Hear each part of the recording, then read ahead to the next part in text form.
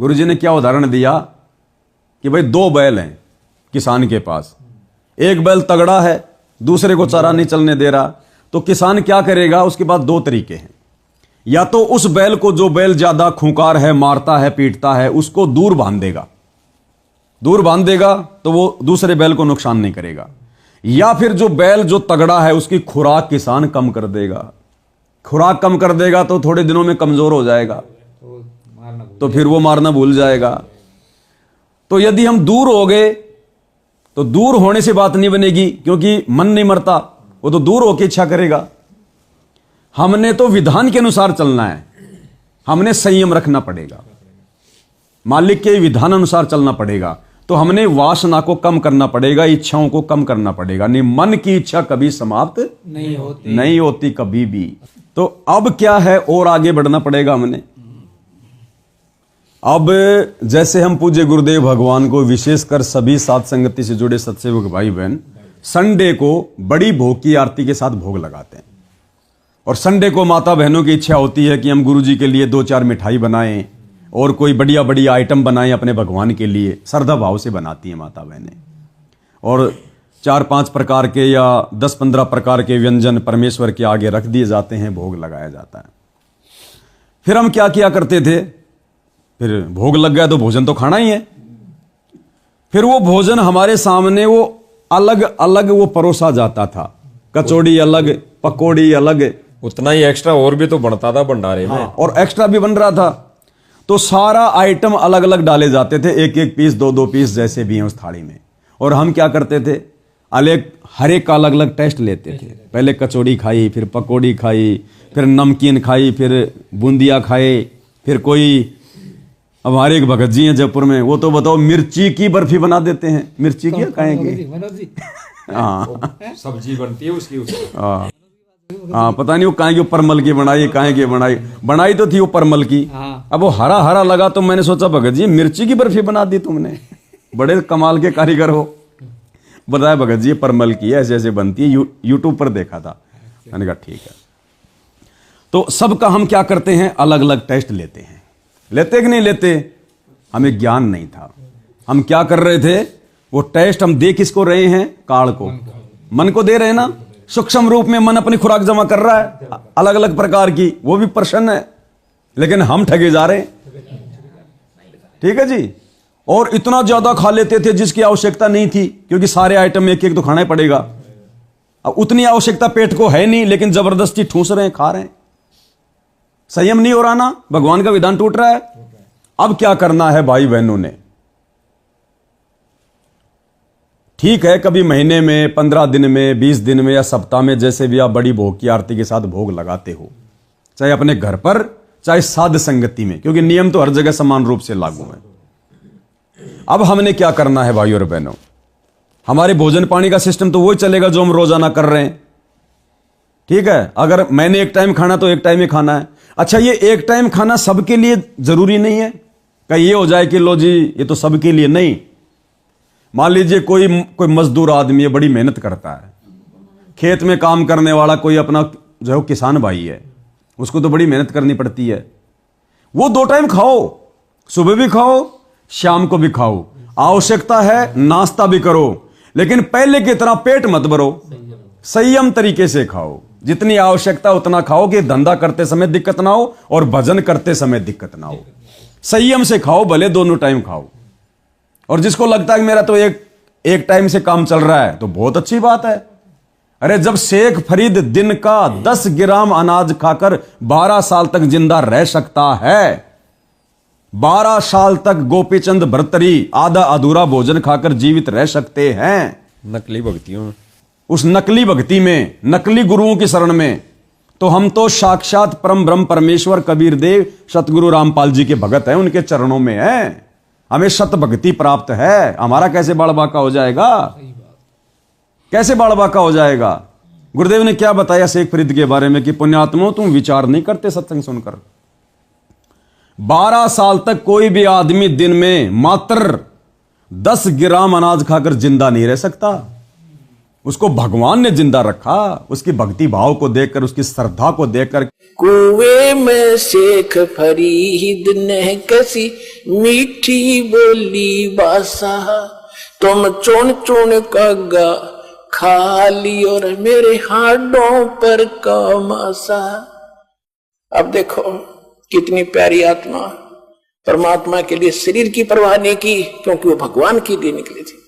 अब जैसे 12 साल और ये अन्न खावा, वो जीवित रह सकता है, लेकिन परमात्मा के नाम पर आश्रित था, तो उसकी लाज कबीर साहब रखते हैं। क्योंकि उसका मकसद क्या था? अगर मैं ज्यादा अन्न खाऊंगा तो मैं साधना नहीं कर पाऊंगा, मुझे विकार सताएंगे, मुझे आलस्य सताएगा, मुझे निंद्रा सताएगी, मैं भक्ति क्या खाक करूंगा, अल्लाह का दर्शन नहीं कर पाऊंगा। मकसद उसका भक्ति को लेकर था, और वही मकसद आज आप और हमारा है। भाई दुनिया तो खाती है, हम त्याग रहे हैं उल्टा। किस लिए? भक्ति सफल करने के लिए, परमात्मा को प्रसन्न करने के लिए। शरीर स्वस्थ रहेगा तो हमारा मन स्वस्थ रहेगा, और मन स्वस्थ रहेगा तो बड़ी भक्ति बनेगी, बड़ा अच्छा बनेगा हमारा। पेट भरा हुआ है, गैस आ रही है, हम कहां से सुमन कर लेंगे? दूसरों को भी डिस्टर्ब करेंगे हम। शर्म के मारे गैस नहीं निकालेंगे तो शरीर में नुकसान होगा, तो नुकसान ही नुकसान हमारा। तो अब हमने क्या करना है? रोजाना कितना तो हमने भोजन संयमित होकर खाना ही खाना है। कोई 1 बार खाओ चाहे 2 बार खाओ, जिसकी जैसी परमात्मा दया करे, जिसको जैसा समझ में आए। अब पहले की तरह हम जब भी गुरुदेव भगवान को बड़ी भोग की आरती के साथ भोग लगाते थे, सप्ताह में, 15 दिन में, 1 महीने में, तो कई प्रकार के आइटम बना के हम रख देते हैं मालिक को, फिर वो सब खाते थे हम। अब सबसे पहले तो हमने ये करना है, भले आप अपनी श्रद्धा अनुसार चाहे 20 प्रकार के आइटम बनाओ अपने भगवान को भोग लगाने के लिए, ठीक है जी, लेकिन एक्स्ट्रा मत बनाओ कि बाद में खा लेंगे एक आइटम। उतना ही बनाओ जितना गुरुदेव भगवान को भोग में रख रहे हैं। अलग से खाने के लिए हमारे पास में 1 पीस भी नहीं होना चाहिए। 1 कचौड़ी बना दी, 2 बर्फी के पीस बना दिए, 4 जलेबी, कुछ भी बना दिया आपने, इस प्रकार से बनाओ केवल गुरु जी को ही भोग लगे, उसमें से हमको अलग से खाने को ना मिले। और जब गुरु जी को भोग लग जाए उसके बाद में वो जो भी भोजन का सामग्री है, चाहे 20 आइटम है, हमने उन सबको आपस में मिक्स कर देना है। एक दूसरे के टेस्ट का पता ही नहीं लगने देना कि कचौड़ी का टेस्ट कैसा है, पकौड़ी का कैसा है, जलेबी का कैसा है। उन सबको हमने मिक्स कर देना है। मिक्स कर दिया, मालिक के प्रसाद को मिक्स कर दिया, सारा सब टोटल। चाहो तो हलवे को अलग रख सकते हो, बाकी सारा रोटी, कचौड़ी, पकौड़ी, सब्जी, सलाद जो भी है सबको मिक्स कर दो, ठीक है। हलवे और कोई टेस्ट नहीं होता। हाँ, क्योंकि हलवे के अंदर वासना नहीं होती है, ये मालिक का विधान है। हलवे में वासना नहीं होती क्योंकि हलवा परमात्मा को भोग लगता है, ठीक है जी। सबका बन गया। और जिस समय हम भोजन खाने बैठे, मात्र प्रसाद रूप में हमने थोड़ा थोड़ा लेना है, केवल प्रसाद रूप में। और जब हम उसको प्रसाद रूप में मिक्स करके खाएंगे तो वो वासना नहीं बनेगी, फिर उसकी वो पापनाशक ही रहेगा। जैसे परमात्मा चारों युगों में आते हैं, बहुत गहरा उदाहरण है, बहुत गहरे उदाहरण देते हैं परमात्मा, लीलाएं करते हैं। क्योंकि देखो, आज से पहले गुरुदेव ने सत्संग नहीं किए। आज से पहले 3 युगों में गुरुदेव ने केवल सत्संग तैयार किए। आज हमें समझाने के लिए, हमें समझाने के लिए उन घटनाओं को जन्म दिया। वो सत्संग परमात्मा ने तैयार किए आप और हमारे लिए, जो आज हमारे काम आ रहे हैं। गुरुदेव भगवान ने एक सत्संग में कहा भी है कि आज से पहले केवल थ्योरी तैयार की गई, थ्योरी बनाई गई, और प्रैक्टिकल अब, यानी वो चीजें अब लागू होंगी, एप्लीकेबल होंगी, हमारे ऊपर लागू होंगी। वो हमारे लिए किया भगवान ने, वो पापड़ बेले सारे। तो जैसे परमात्मा द्वापर युग की कथा सुनाते हैं, पांडवों का यज्ञ सफल नहीं हो रहा था, सुदर्शन जी के पास गए। सुदर्शन के बस की बात नहीं थी किसी का यज्ञ सफल करना, और ना परमात्मा चाहता था कि मेरे भगत के ऊपर भार चढ़े, क्योंकि पांडवों के ऊपर तो बहुत भयंकर पाप था महाभारत के युद्ध का, और जो उनका भोजन खाता था पाप उसके ऊपर लगता। अपने भगत को बचाने के लिए परमात्मा ने प्रेरणा कर दी, वो तो कहीं भगत भाइयों से मिलने चला गया। उधर से भगवान ने उनका यज्ञ भी सफल करना था, क्योंकि मालिक ही सबके कार्य पूरे करता है। तो भगत सुपथ सुदर्शन का रूप बना के खुद कबीर साहब बैठ गए, जो करुणा में ऋषि के नाम से द्वापर में आए हुए थे। उधर से पांडव आए, श्री कृष्ण जी आए, जैसा भी वो कथा हमने पढ़ रखी है, भगवान को प्रसन्न करके ले गए। अब दुनिया को तो वो भिखारी सा दिखाई दे रहा है, सुदर्शन दिखाई दे रहा है, फटे पुराने कपड़े, कई दिन से नहाया नहीं, दाढ़ी बाल बढ़े हुए, पैर में जो है टूटे हुए जूते चप्पल, बिल्कुल ऐसा दिखाई दे रहा। लोग उसको देख के हंस रहे हैं, ये बजाएगा शंख। ठीक है जी, वहां चले गए, परमात्मा को आसन दे दिया गया, बैठा दिया गया। अब द्रौपदी ने क्या सोचकर भोजन बनाया था बढ़ाई करेगा कि आज ऐसे व्यंजन बनाऊंगी ये महात्मा उंगली चाटता रह जाएगा, स्वाद लेगा कि ऐसा भोजन मैंने कभी खाया नहीं। अब द्रौपदी को यह पता नहीं था कि उंगली जब वो चाटी जाती है तो काढ़ लेता है वो टेस्ट काढ़ लेता है। अब सुदर्शन तो नहीं था ना वहां पर, सुदर्शन रूप में परमात्मा थे, और मालिक के ऊपर तो कोई वासना काम नहीं करती, चाहे कचौड़ी अलग खाओ, चाहे पकौड़ी अलग खाओ, चाहे जलेबी खाओ। लेकिन आप और हमें समझाने के लिए, वर्तमान में भोजन पर संयम रखवाने के लिए भगवान ने वो लीला की। तो द्रौपदी के मन में क्या था कि 10 जगह मेरी बड़ाई करेगा, और ऐसा भोजन ना कभी देखा ना कभी खाया, और मेरी बड़ाई करेगा। वाह, द्रौपदी ने क्या भोजन खिलाया। मालिक तो अंतर्यामी थे, उसने बनाया। अंत में परमात्मा ने क्या किया, आवश्यकता के अनुसार, सारे को नहीं छेड़ा, आवश्यकता के अनुसार कि जिससे मेरा पेट भर जाए, क्योंकि वो संयम से भोजन खाता था सुदर्शन। आप और हमारे इतना 2-2 टाइम नहीं लपकता था, वो संयम से भोजन करता था। उसने नियम बना रखा था अपनी भक्ति के लिए, वैसे नहीं कि मेरा भजन सफल हो, मुझे नींद ना आवे, वासना ना सतावे।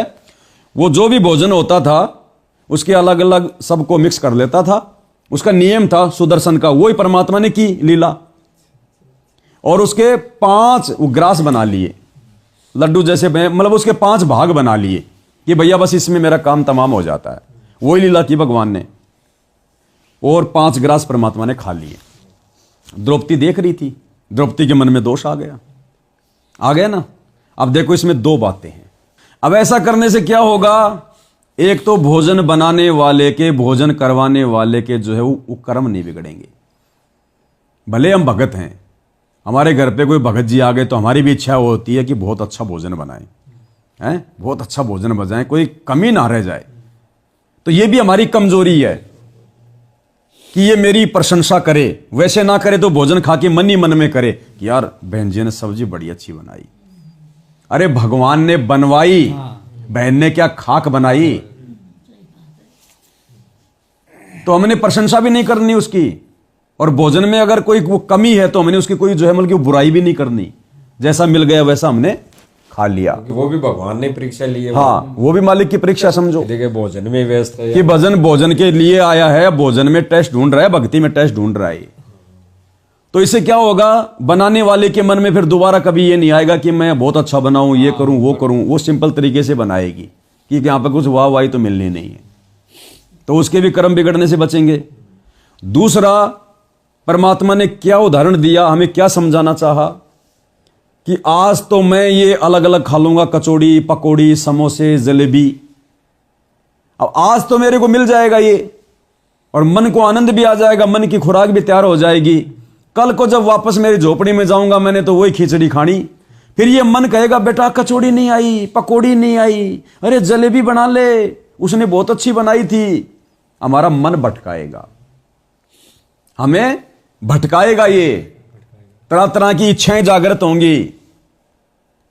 तो ये 2 प्रकार से हमारा यहां पर बचाव हो जाएगा, और संयमित भोजन हो गया। काल की वासना जमा नहीं हुई, मन में तरह तरह की इच्छा उत्पन्न नहीं हुई। जैसे हमने खाई कचौड़ी में टेस्ट नहीं आया, बर्फी खाई और ये अच्छी है, 2 बर्फी खा ली, हमने कचौड़ी का अनादर कर दिया। वो भी तो मालिक का भोग था, वो अच्छा क्यों नहीं लगा। मन में ये आना कि ये ज्यादा टेस्टी नहीं है, इसका मतलब आपने भोग भगवान के लिए नहीं लगाया, पाप नाश करने के लिए नहीं लगाया, तो नहीं तो तेरे टेस्ट के लिए लगाया। नहीं, भगवान को भोग चाहे जहर में लग जाओ, मीरा तो जहर भी पी गई तो वो भी उसको मीठा लगा। पीवत ही ला गया अमृत हो गया सरद ही आरे, भोगेगा अपना किया रे पावेगा अपना किया रे। मीरा को तो जहर भी जो है मतलब वो शहद के समान लगा, अमृत के समान लगा, क्योंकि उसने भाव से लगाया था, टेस्ट के हिसाब से नहीं लगाया। तो ऐसे हम भगत जी इस भक्ति मार्ग पर हम बचेंगे। तो अब हमने यही करना है भगवान के लिए चाहे 20 आइटम बनाओ, लेकिन रोज बनाने की जरूरत नहीं है हमारा समय, क्योंकि हमने तो समय बचाना ना। समय बचाने के लिए तो भोग लगाना थोड़ा कर रहे हैं, खाना खाना थोड़ा कर रहे हैं। तो रोजाना हमने ये आइटम फाइटम तैयार नहीं करने। जब कभी भगवान को भोग लगे, हर संडे को अगर बड़ी भोग की आकृति के साथ भोग लग रहा है तो हर संडे को भी बनानी जरूरी नहीं है, भले महीने में एक बार बना लो। भगवान भक्ति से मर्यादा से ज्यादा प्रसन्न होगा, 36 प्रकार के व्यंजनों से नहीं होता। परमात्मा कहते हैं व्यंजन 36 वो ना चावे, जो मिल जावे रुचि रुचि खावे, भावले देख प्राणी के। फिर भी यदि हम लगा रहे हैं तो लगाने का मकसद अपना पेट भरना, अपनी इच्छा पूर्ति करना नहीं होना चाहिए। भगवान के विधान के अनुसार लगाओ, उतना ही आइटम बनाओ जितने तुम्हें एक्स्ट्रा खाने के प्रसाद के रूप में साथ संगति में हो, उतना ही बनाओ। सब भाई बहनों को आखिर में मिक्स करके प्रसाद रूप में दे दो। अलग से भंडारे की थाली में कोई जलेबी पकौड़ी कचौरी बचना ही नहीं चाहिए, और ना किसी ने खाना। ऐसे ये काल मरेगा धीरे धीरे धीरे धीरे, ऐसे ये वासनाओं से दूर होगा। और जब इसकी खुराक बंद हो जाएगी सूक्ष्म शरीर में, तभी तो ये हमें छोड़ेगा, तभी गुरुजी हमें अपनाएंगे, तभी हमारा भाव बनेगा। अब ये क्या करेगा जब इस प्रकार से हम शुरू करेंगे? ये इसी उदाहरण में दो चीजें तो क्लियर करिए परमात्मा ने, कि एक तो द्रौपदी के बनाए हुए जो व्यंजन थे 36 प्रकार के 56 प्रकार के, वो टेस्ट खत्म किया भगत का, वो मन की वासना खत्म की परमात्मा ने। क्या करके? उनको मिक्स करके 5 ग्रास बना के उनका टेस्ट ही खत्म कर दिया। यानी उसका टेस्ट नहीं लिया। अब परमात्मा को तो जरूरत थी नहीं ना। तो ये उदाहरण हमारे लिए ठीक है। दूसरा, परमेश्वर ने एक और उदाहरण दिया हमारे लिए इसी में। इसको लेकर द्रौपदी के मन में दोष आया, और वो कृष्ण भगवान ने कहा कि भाई परमात्मा को तूने नाराज कर दिया, तूने तो मन में दोष लागे पाप इकट्ठा कर दिया, यानी नाराज कर दिया, दुखी कर दिया। अब खुश करने का तरीका क्या बताया कि द्रौपदी चरण धो महापुरुष के। इस महापुरुष के चरण धोने से खुश होगा। तो ये प्रक्रिया परमात्मा ने साथ संगति में चालू करवाई। उस भोजन भंडारे का भोग लगाने से भी पाप कर्म नाश हो गए, और उधर से मालिक के चरण धोकर चरणामृत पीने से भी मन का दोष और ये पाप कर्म नाश हो गए। हम तो दोनों कर रहे हैं। वो किया परमात्मा ने, ये तो चरण धो के द्रौपदी ने पिया, और फिर कृष्ण जी ने भी पिया। तो अब हमने इस प्रकार से इस भक्ति मार्ग पर संयमित होकर चलना है, हर प्रकार से अपनी आत्मा के कल्याण को ध्यान में रखकर चलना है। हाँ, थोड़े दिन ये मन अंगड़ाई लेगा, क्योंकि आदत पड़ी हुई है ना 2 टाइम खाने की, हैं? खाने की आदत पड़ी हुई है ना, और 2 टाइम भी खा रहे हैं तो भरपेट खाने की आदत पड़ी हुई है। तो अब हमने ये गलतियां नहीं करनी है। जो 1 टाइम खाना चाहता है 1 टाइम खाओ, फिर शाम का जब टाइम हो जाए तो मन एक बार बकवाद करेगा, रसोई से महक आ रही है, हैं? या और कोई आइटम देख लिया, तो मन तो दौड़ेगा। मन की तो आदत है हमारे कर्म फुड़वाने की, लेकिन फिर हमने संयम रखना पड़ेगा। और 5-7 दिन जब हम थोड़ा संयम रख लेंगे, थोड़ी हिम्मत कर लेंगे, तो फिर ये धीरे धीरे मर जाएगा कि अब तेरे को नहीं मिलने वाला, क्यों फालतू में अपना दिमाग भी खराब कर रहा है। फिर ये धीरे धीरे सेट हो जाएगा। और नाश्ता अगर बनाना जरूरी है तो जरूरी नहीं है कि सुबह नाश्ते के साथ हलवा बनाओ, कोई जरूरी नहीं है। जैसा नाश्ता परमात्मा ने बनवा दिया परिवार के लिए, सबसे पहले वही भगवान को भोग लगा दो, उसी से अपना बात बन जाएगी। बाकी समय अब ज्यादा ज्यादा भगवान की भक्ति में। अब देखो परमात्मा हमें कई प्रकार से समझाते हैं। काफिर के अंग में परमात्मा क्या कह रहे हैं? वो काफिर जो अणभावत खावे, अणभावत यानी ज्यादा खाए, भूख से ज्यादा खा रहा है, टेस्ट के चक्कर में पेट भर रहा है फालतू में, अनाज का जो गोबर कर रहा है, गुरुजी ने बताया वो ढेढ़ आदमी है, काफिर है, नीच आदमी हो। भजन भी भंग होगा, शरीर भी दुखी रहेगा, अंगड़ाई टूटेंगी, नींद आओगी, वासना जागेगी। तो मालिक ने उसको ढेढ़ बताया। वह काफिर अनभावत खाई, वह काफिर गण का गलवाही। वह काफिर जो अनभावत खाई, जो जैसे पहले क्या हुआ करता है, ये जो आपस के नोते कम हो गए। क्या हुआ करते कि दूसरे का नोता होता ना, का शादी है कुछ, उसने भेजा करते 2 अच्छा दड़ी पक्का खावे। कुछ एक लोग सभी नहीं होते थे, तो कहते हैं वह काफिर अणभावत खाई, जो खाम खा सूड़ है। तो कहते हुए भी ढेर आदमी होते हैं जिन्हें अपने खाने का बिना बेरा। तो भले 2 टाइम खाओ लेकिन संयम से खाओ, जो भगवान का विधान कह रहा है, परमात्मा की वाणी कह रही है। और भगत जी, हमने इसी प्रकार से धीरे धीरे अपनी वासनाओं को शांत करना है। पहले परमात्मा ने विषय वासनाओं को लेकर सारी चीजें मालिक ने समाप्त करवाई, क्योंकि वो काल की खुराक। अब जैसे आपने जैसे बीच बीच में यही उदाहरण आ रहा है कि काल की खुराक, मन की खुराक, तो कई भाई बहनों को इसका भी पता नहीं कि भाई गुरुदेव भगवान ने तो एक सत्संग में बताया कि तपत शिला पर उस प्राणी को बूंदा जाता है उसकी वासना लेने के लिए। और गुरुजी ने ये भी बताया जो दारू पीता है, मीट खाता है, यानी 36 प्रकार के मतलब अलग से ये जो खाना पीना करता है, व्यंजन मालिक कहते हैं, मतलब जिसमें जितनी ज्यादा वासना होती है तपत शिला पर उसको उतना ज्यादा लंबे समय तक भुना जाता है। तो ये नहीं कि यहाँ पे ये नहीं कि मीठा खाना भी वासना नहीं है, मीठे का भी तो स्वाद लेगा वो, तो उसको कम बूंदा जाएगा। तो यही तो खुराक कम करनी है, यही करना मैंने भाई। चाहे मीठा हो, चाहे तीखा हो, चाहे खट्टा हो, वो वासना ही है।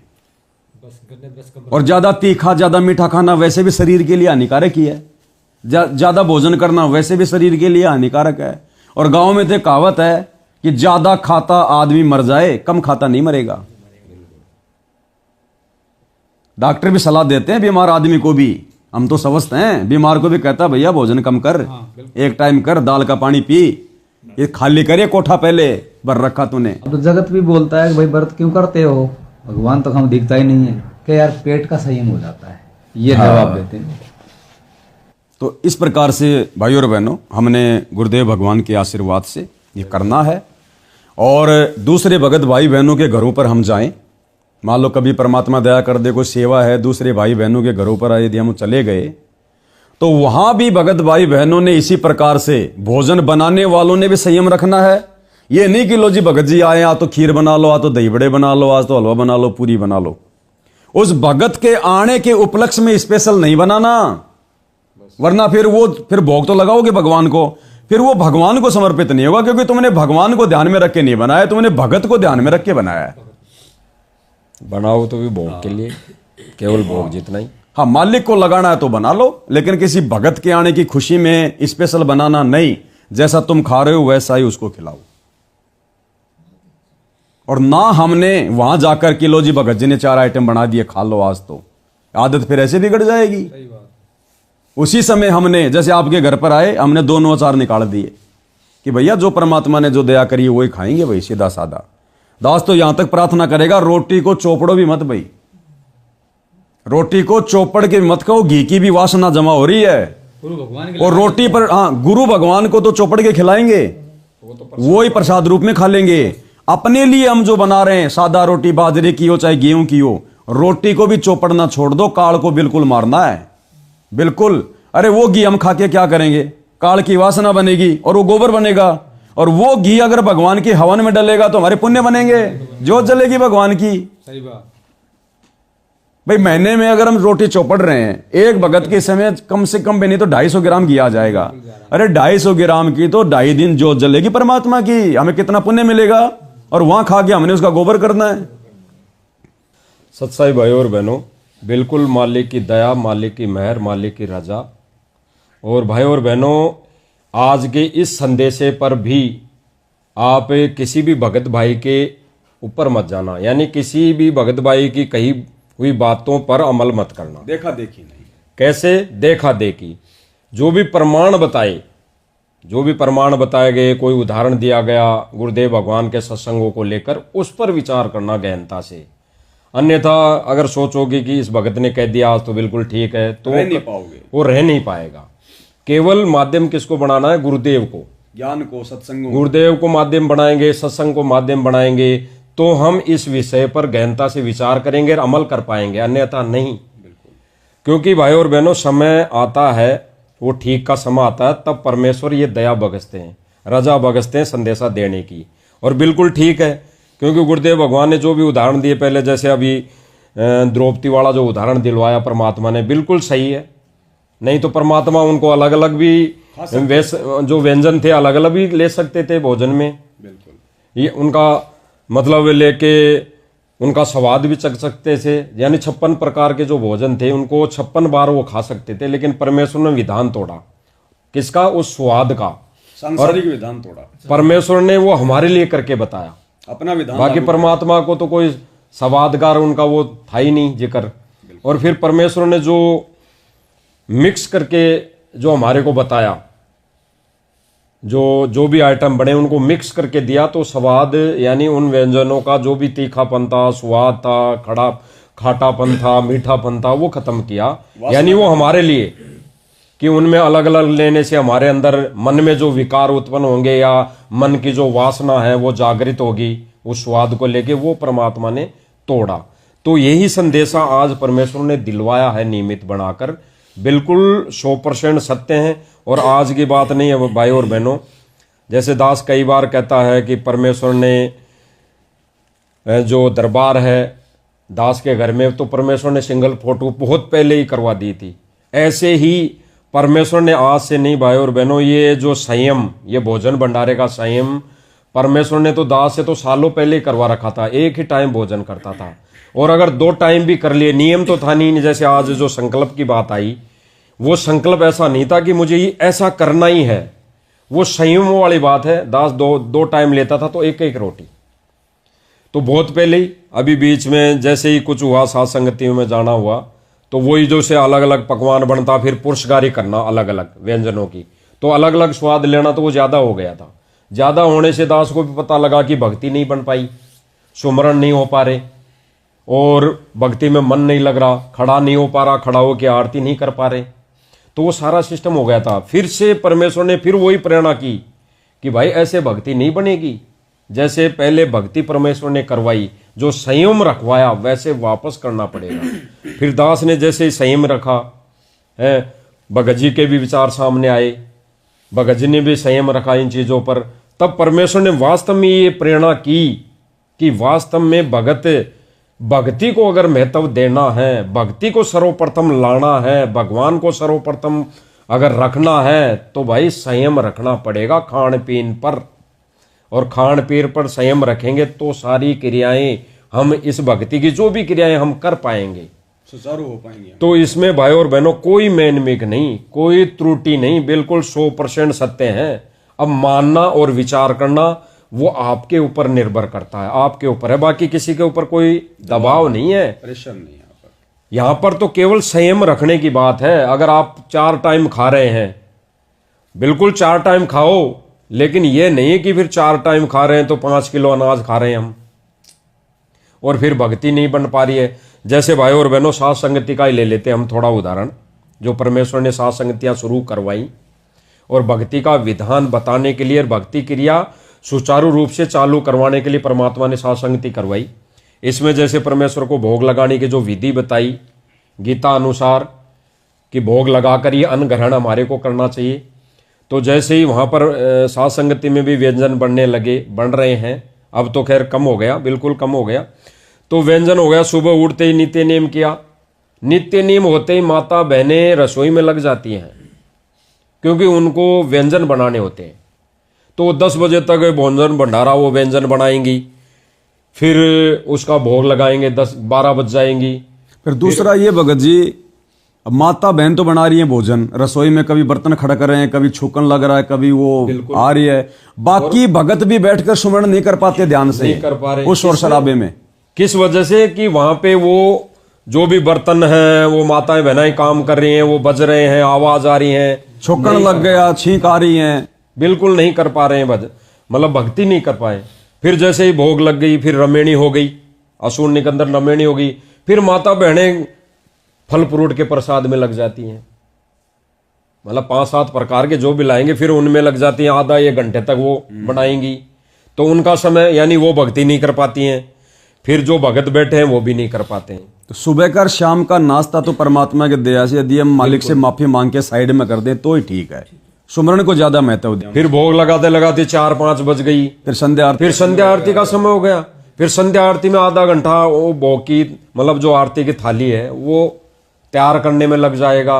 यानी कहने का मतलब है कि ऐसा करने पे सुमरण यानी भक्ति नहीं होना, अभी तक मालिक ने जो करवाया बहुत अच्छा करवाया, हमारा मतलब अभ्यास करवा दिया, लेकिन अब हमने सुमरण को ज्यादा महत्व देना है और विधान को फॉलो करते हुए 1 या 2 समय जब आप भंडारा बनाओ उसी का भोग लगाओ। दूसरा, हलवा राम भी दोनों समय के भंडारे के समय बनाना जरूरी नहीं है। आप चाहो तो सुबह के समय परमात्मा को हलवा राम का भोग लगाओ उसके साथ भंडारे के साथ में। शाम को जो हम भंडारा परमात्मा को दे रहे हैं उसमें हलवा राम बनाना विशेष कोई जरूरी नहीं है। चाहो तो बना भी सकती हो, ना बनाओ तो कोई दिक्कत नहीं है। ये परमेश्वर के भक्ति और विधान और मर्यादा में संयम नहीं हो रहा, ये अपने लिए संयम हो रहा है, ये अपने लिए हो रहा है। भगवान को भोग लगाओ, अगर अपनी इच्छा है तो पहले भगवान को भोग लगाओ, अगर भंडारा बना भंडारे को लगाओ। अगर सेवा हमारी वही बन रही है जहां पहले हम 2 टाइम परमात्मा को मतलब नाश्ता बना रहे थे सुबह और शाम का, अब नाश्ता नहीं बनाएंगे तो बैठ के भगवान का या तो मतलब सत्संग सुनेंगे या सुमरण करेंगे, तो सेवा तो हमारी वही बन रही है ना। वही है, व्यर्थ की मेहनत बच जाएगी, सेवा हमारी वही हो रही है, सुमरण ज्यादा काम करेगा फिर हमारा। केवल अपने लिए संयम करना है, बाकी तो भगवान के लिए तो जैसे सुबह किसी को जल्दी जाना है तो नाश्ते का लगाए, नाश्ता बनाओ लगाओ, इच्छा तो खाओ लेकिन संयम से खाओ, लगाओ जितना अपन ले सकते हैं। जो परमेश्वर के विधान का अनादर भी नहीं होगा, परमेश्वर की दी हुई यानी अंजल उसका अपमान भी नहीं होगा, तो इतना ही हमें करना चाहिए। बाकी तो देखो सबके अपने अपने विचार है। बाकी जो हमारे को परमात्मा ने दिखाया, बुद्धि दी, जो परमात्मा ने प्रेरणा की, वो पहले हमने शुरू किया बहुत दिनों से, और अब परमेश्वर ने ठीक का जब समय आया तो ये जगह जगह देखा भी, ये भगत जी ने भी देखा होगा, सब ने देखा होगा, दास ने भी देखा कि हम सब इन्हीं में उलझ पुलझ रहते थे, सात संगति में बस वो बनाने में लगे रहते थे। तो साध संगति तो माध्यम परमात्मा ने कई बार बुलवाया भी है कि साध संगति जो भी होती है कहीं पे भी होती है, कहीं पे भी भगत भाई बहन हम इकट्ठे होते हैं तो वो खाने के लिए नहीं होती, वो केवल भगवान की महिमा करने के लिए होती है, और उसमें केवल अपने संयम यानी शरीर के लिए, केवल उसके लिए हमने भगवान को भोग लगा के जो भी खाना पीना है वो करना है, बस इतनी सी बात है। तो ये परमेश्वर ने बहुत बड़ी दया की है भाई और बहनों वर्तमान समय में, और इस ठीक के समय में जो परमेश्वर ने आज ये संदेशा दिलवाना है और दिलवाया है।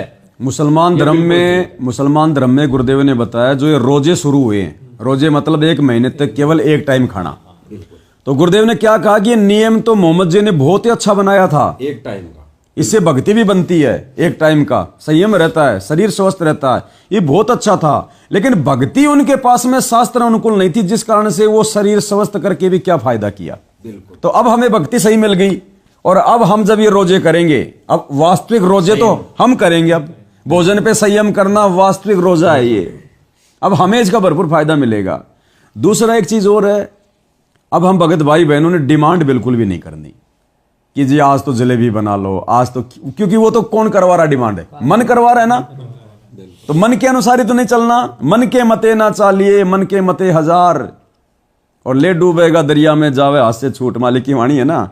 अब मन के मते नहीं चलना, हमने डिमांड नहीं करनी। और भगत जी आप देख लेना, यदि हम अपनी इच्छा को मारेंगे तो परमात्मा को तो पता ना कि बच्चा भक्ति के लिए इच्छा मार रहा है, वो घर के अन्य सदस्यों में माता बहनों में प्रेरणा करके वो चीज कभी न कभी जरूर बनवा देगा, क्योंकि माता बहनें क्या सोच के बनाएंगी कि भगवान को भोग लगाएंगे।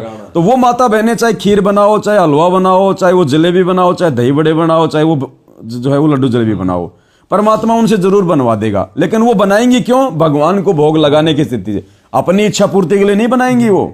लेकिन परमात्मा धीरे धीरे फिर सबकी इच्छा भी पूरी करवा देगा, और काल की वासना को भी शांत करवा देगा, और हमारा विधान भी जो है वो बना रहेगा। भक्ति का जो विधान है गुरुदेव भगवान ने हमारे को दिया वो बना रहेगा। तो बिल्कुल भाई और बहनों, ये बिल्कुल जो आज का जो परमात्मा ने संदेशा दिलवाया है भगत समाज को, खास तौर से साथ संगति वालों को, तो बिल्कुल 100% सत्य है। अब आपने विचार करना है, जरूरी नहीं कि आज ही हो गया आज ही कर ले, विचार करना, परमेश्वर से प्रार्थना करना। आप चाहे 10 दिन बाद करो, लेकिन पहले विचार करो। परमेश्वर जरूर कोई संकेत देगा। केवल इस वीडियो को देखकर जल्दबाजी में कि लो जी भगत जी ने कह दिया, नहीं, भगत जी ने कह दिया और यदि आपने कर लिया गलत हो जाएगा। विचार करो कि भगवान ने जो कहा है, जो भगत जी ने बताया है, जो प्रमाण दिए हैं, उस आधार से जब तक हम नहीं चलेंगे तब तक बात नहीं बनेगी।